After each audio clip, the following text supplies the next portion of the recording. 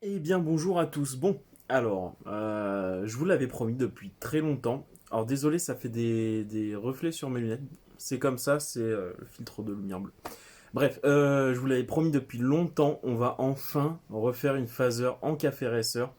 Il va y avoir beaucoup de boulot, beaucoup d'épisodes, et je vais vous expliquer directement, comment dire, le projet, les couleurs, les matériaux, etc. Voilà, là aujourd'hui on va parler du projet. Prochain épisode on va parler du cadre, etc. Voilà. Alors c'est pas à mon habitude, mais je filme en 4K aujourd'hui.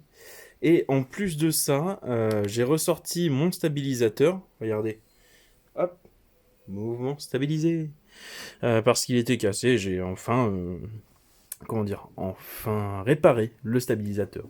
Bon, vous voyez le café racer, il y en a un morceau là, il y en a un morceau ici, hop, regardez, son moteur, il y en a un autre morceau là, il y en a un autre morceau ici, il y en a là, là, là, ici, un petit peu là, et puis bah un petit peu partout en fait. Donc on va partir sur une Phaser 600, d'ailleurs comme la mienne, voilà, Phaser 600 comme ça, qu'on va refaire en café racer. Donc si vous vous souvenez bien, si vous êtes des anciens de la chaîne, j'avais déjà fait une Phaser 600 en café racer.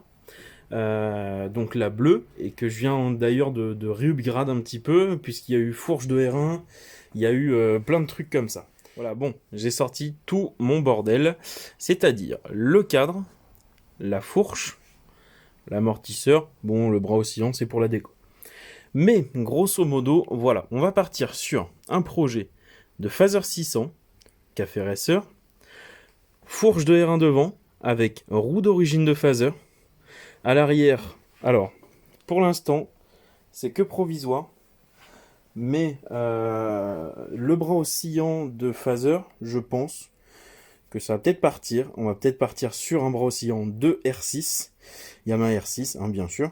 Ici, bah, comme à l'habitude, les Bombay, hein, Jackie les Bombay. On part sur un amortisseur de R6.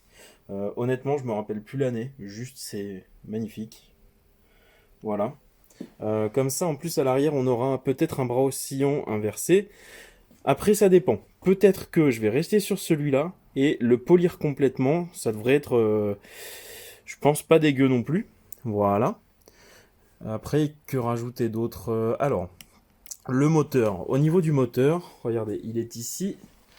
On va se baisser un petit peu. Voilà. Bon, il est un peu poussiéreux parce que je l'ai refait il y a quelques temps maintenant. Je pense que je vais être bon pour changer le joint de carter inférieur d'ailleurs. Moteur stock. Par contre, tous les jeux, etc. en bon état. Ressort d'embrayage renforcé, je pense. On va partir là-dessus. Comme ça, au moins, on est sûr d'être tranquille. Qu'est-ce qu'il y a d'autre? Bah, alors, au niveau de la carburation, pour la carburation, on va passer sur des cornets. Alors, attendez, les carbus sont... Voilà, les carbus sont ici. Voilà, ils sont là, les carbus. Pour les carbus, je pense qu'on va partir sur des cornets. Non pas une boîte à air, mais des cornets. Je m'explique pourquoi. Parce que vraiment, mon but, ça va être de faire quelque chose de léger, de performant. Mais la légèreté, en fait, les critères de base d'un café racer, je m'étais déjà expliqué là-dessus, mais documentez-vous sur l'histoire du café racer. Ça provient, on va dire, un peu de l'Angleterre, fin des années 70, quelque chose comme ça, même années 70. Donc un café racer, c'était une moto dépouillée pour la performance. Donc qu'est-ce qu'il faut faire? Il faut améliorer le moteur. Il faut réduire le poids et améliorer partie cycle et freinage, forcément. Donc c'est ce que je vais faire avec la fourche de R1. On améliore déjà la partie cycle, enfin comment dire, les trains roulants, voilà. J'améliore les trains roulants à l'avant, j'améliore le train roulant à l'arrière avec l'amortisseur de R6. On gagne en poids, donc le cadre déjà à l'arrière, on gagne un petit peu de poids. Ensuite, réduction des carénages, réduction du poids. Et puis voilà, je pense qu'il y aura des pièces carbone. Alors c'est pareil, je pense qu'on partira sur un garde-boue entièrement en carbone. On va partir sur des protèges carter en carbone. Je vais vous expliquer comment mouler des pièces, comment fabriquer des pièces aussi. Pour résumer, ça va être fourche de R1, roue avant et roue arrière d'origine de phaser, cadre modifié, quelques pièces en carbone pour le gain de poids, rampe de carbu, du coup modifiée, refaite, etc.